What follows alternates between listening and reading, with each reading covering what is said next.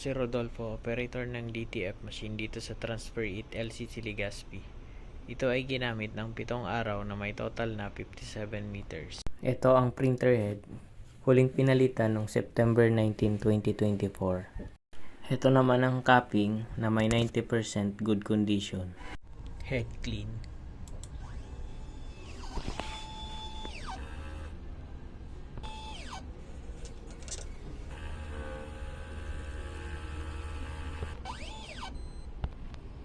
Punasan ang wiper pagkatapos mag-head clean. Nozzle test.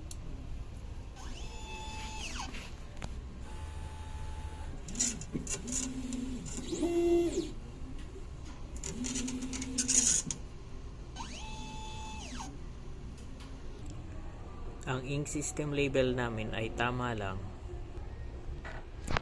Ang damper ay pinalitan noong September 19, 2024. Ang waste tank ay nilinis ng 1 araw. Ito ang ABR at dito nakalagay ang ground wire. Dito nakalagay ang stock ng unused ink, in-use ink,